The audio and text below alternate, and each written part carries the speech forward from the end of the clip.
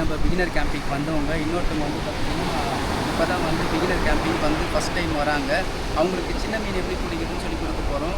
Already வந்தவங்களுக்கு வந்து big fish எப்படி பண்ணுறதுன்னு சொல்லி கொடுக்க போகிறோம். இதை தான் நம்ம இன்றைக்கி இந்த வீடியோவில் பார்க்க போகிறோம். அடுத்தடுத்து பார்க்கலாம். வீடியோ தொடர்ந்து பாருங்கள். எப்போவுமே நம்ம ஃபிஷ்ஷிங் ஸ்டார்ட் பண்ணுறதுக்கு முன்னாடி நமக்கு ராட் அண்ட் ரீல் வந்து ப்ராப்பராக யூஸ் பண்ண தெரியணும். அதை தான் நான் வந்து எப்படி யூஸ் பண்ணணும்னு சொல்லி கொடுத்துக்கிட்டு இருக்கேன். அதே போல் இது வந்து வெயிட் தான் சொல்லுவாங்க. இது வந்து லைன் ரோலர்னு சொல்லுவாங்க. இந்த லைன் ரோலர் வந்து ராடுக்கு நேராக மாதிரி லைன் வந்து ஒரு கை ஃபுல்லாக அடிப்பி பிடிக்கக்கூடாது. வெயிலில் ஓப்பன் பண்ணிட்டு நீங்கள் காசு பண்ணணும். காசு பண்ணும்போது நான் எப்படி காசு பண்ணுவேன், ராடை வந்து நேராக நீங்கள் மேலே பண்ணணும். காசு பண்ணும்போது கரெக்டாக இந்த மாதிரி வெயிட் வரும்போது நம்ம வந்து விரல விடணும். அப்படி விட்டால் தான் நமக்கு கரெக்டான டிஸ்டன்ஸ் நமக்கு கிடைக்கும்.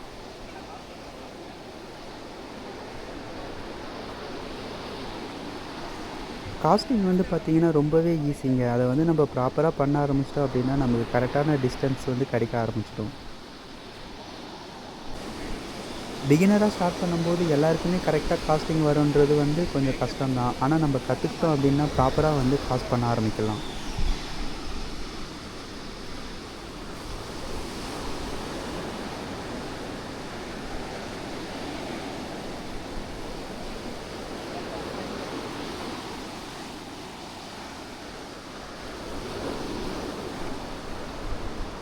காஸ்டிங் வந்து பார்த்திங்கன்னா ரொம்பவே இம்பார்ட்டன்ட். அதனால் நம்ம கேம்பில் ஜாயின் பண்ணுற எல்லாருக்குமே வந்து பார்த்திங்கன்னா அவங்க ப்ராப்பராக காஸ்ட் பண்ணுற வரைக்கும் ஃபஸ்ட்டு காஸ்டிங் மட்டும்தான் சொல்லிக் கொடுப்போம்.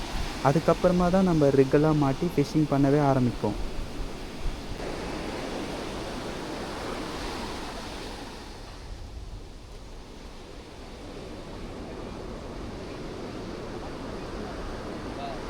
நிறைய பேருக்கு இருக்க டவுட் என்னென்னு பார்த்தீங்கன்னா, உங்கள் கேம்பில் ஜாயின் பண்ணதுக்கப்புறமா எங்களால் தனியாக போய் ஃபிஷ்ஷிங் பண்ண முடியுமான்னு கேட்குறாங்க. அதனால தான் நாங்கள் வந்து பார்த்திங்கன்னா ப்ராப்பராக சொல்லிக் கொடுத்து அனுப்புகிறோம். நீங்கள் தனியாக போகிறீங்க அப்படின்னா கூட உங்களால் ஃபிஷ்ஷிங் பண்ண முடியும். அந்த அளவுக்கு நாங்கள் ப்ராப்பராக சொல்லிக் கொடுத்து தான் அனுப்புவோம். நீங்கள் பார்த்தீங்கன்னாலே தெரியும், நான் பிகினருக்கு வந்து காசு பண்ணுறதுக்கு சொல்லி கொடுத்துட்டு இருக்கேன். அவங்க வந்து ட்ரைனிங் எடுத்துக்கிட்டு இருக்காங்க. அடுத்ததாக வந்து பார்த்திங்கன்னா ஆல்ரெடி வந்திருந்தாங்க இவங்க பேசிக் ஷோர் ஃபிஷிங் கேம்பிங்க்கு. இப்போ வந்து பார்த்திங்கன்னா பிக் ஃபிஷ் பிடிக்கிறதுக்காக வந்திருக்காங்க. அவங்களுக்கு வந்து ஒரு பெரிய ராடை எப்படி காசு பண்ணணுன்றதை சொல்லி கொடுத்துக்கிட்டு இருக்கோம்.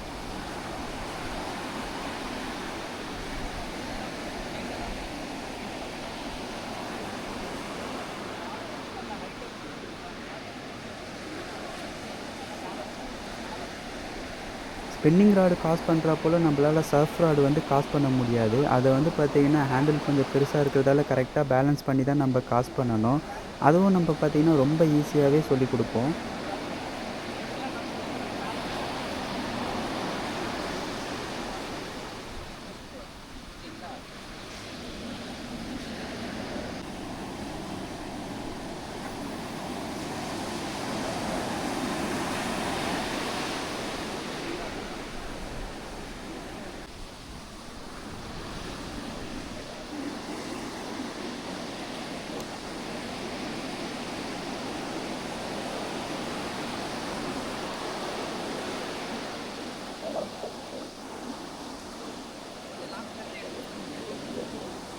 இவங்க ஆல்ரெடி ஸ்பின்னிங் ராடு யூஸ் பண்ணதால் வந்து சர்ஃப் ராடு யூஸ் பண்ணுறதுக்கு ரொம்பவே ஈஸியாக இருந்தது. அதனால் சீக்கிரமாகவும் கற்றுக்கிட்டாங்க.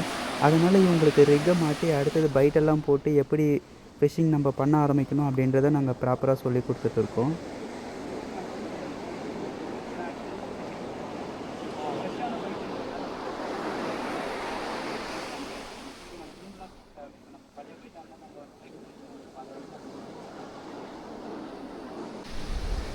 நம்ம சர்ஃபில் பைட் ஃபிஷிங் பண்ணணும் அப்படின்னு பார்த்தீங்கன்னா நம்ம கரெக்டான டிஸ்டன்ஸில் வந்து நம்ம காஸ்ட் பண்ணணும். அது சின்ன மீன் பிடிக்கிறதா இருந்தாலும் சரி, பெரிய மீன் பிடிக்கிறதா இருந்தாலும் சரி, கரெக்டான ஸ்ட்ரெச்சை கண்டுபிடிக்கணும், கரெக்டான டைமிங்க்கு வரணும். அதே போல் பார்த்திங்கன்னா நம்ம கரெக்டான டிஸ்டன்ஸில் வந்து காஸ்ட் பண்ணணும். இதெல்லாம் கூட பார்த்திங்கன்னா நம்ம கேம்பில் வந்து ப்ராப்பராக சொல்லி கொடுத்துட்டு இருக்கோம்.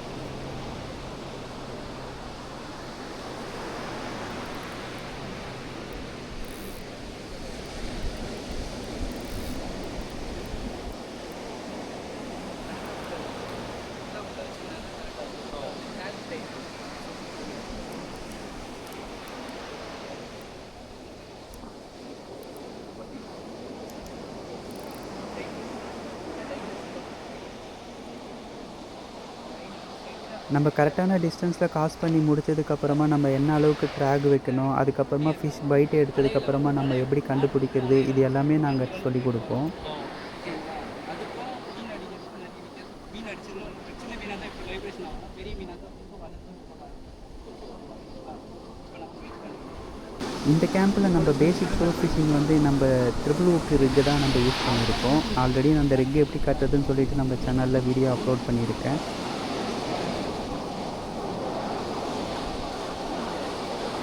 நம்ம என்ன சைஸில் ஊக்கு யூஸ் பண்ணுறோமோ அதே சைஸில் தான் நம்ம வந்து பைட்டு நம்ம யூஸ் பண்ணணும். அப்போ தான் வந்து நமக்கு நல்ல ரிசல்ட் இருக்கும் பேசிக் ஷோர் ஃபிஷிங்கை பொறுத்த வரைக்கும்.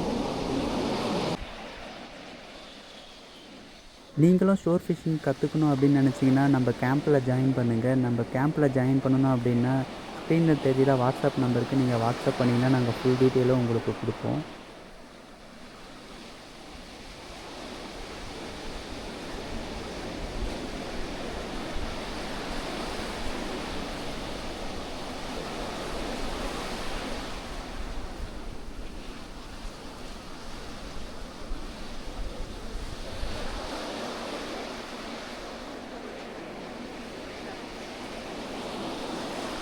சின்ன மீனை பொறுத்த வரைக்குமே நமக்கு பைட் எடுக்கும்போது ரொம்ப சென்சிட்டிவாக தான் தெரியும். அதெல்லாம் கரெக்டாக ஃபீல் பண்ணால் தான் நம்ம வந்து ஹூக் பண்ணி நம்ம மீனை பிடிக்க முடியும். அந்த ஃபீல் எப்படி இருக்குன்னு சொல்லி கொடுத்துட்டு இருக்கும்போதே பார்த்தீங்கன்னா நாங்கள் பெரிய மீனுக்கு பைட் போட்டதில் வந்து ஒரு மீன் ஸ்ட்ரைக் ஆகிடுச்சு. அதுக்கப்புறம் நாங்கள் வேகமாக ஓடி போய் எடுக்கிறதுக்குள்ளே பார்த்தீங்கன்னா அந்த மீன் ஹன்ஹூக் ஆகிடுச்சு. அதுக்கப்புறம் மறுபடியும் நாங்கள் பைட்டை போட்டு ட்ரை பண்ணிகிட்டு இருந்தோம்.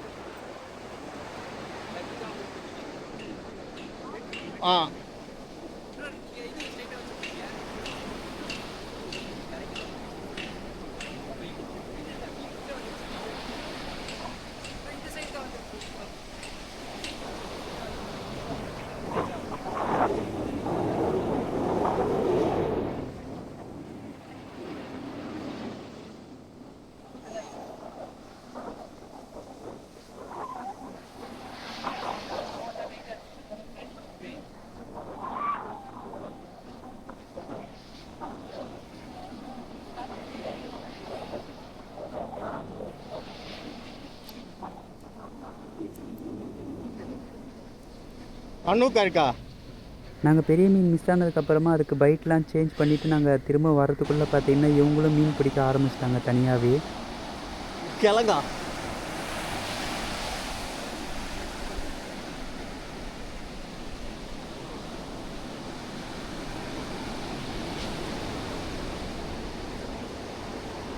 நாங்கள் சின்ன மீன் பிடிச்சிக்கிட்டு இருக்கும்போதே பார்த்தீங்கன்னா அடுத்ததாக ஒரு பெரிய மீனும் எங்களுக்கு ஸ்ட்ரைக் ஆகிடுச்சு. அதுக்கப்புறமா அந்த மீனை வந்து எப்படி லேண்ட் பண்ணணும் அப்படின்றத நாங்கள் கொடுத்து பண்ணி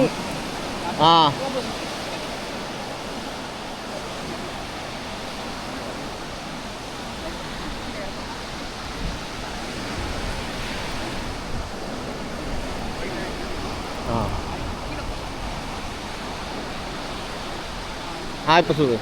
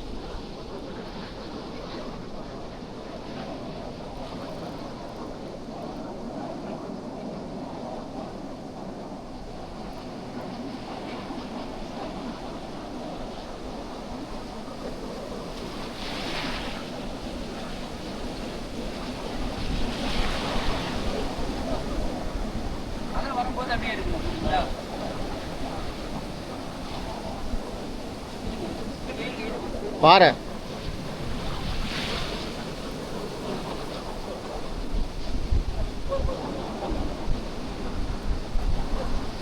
நல்ல சைஸ். 1 kg plus தான். இருக்கும் 1.25 இருக்கும் அதே சைஸ்.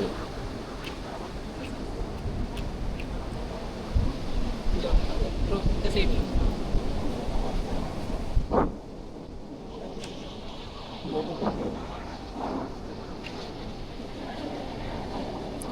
ப்ரோ நீங்க பிடிக்கலாம்.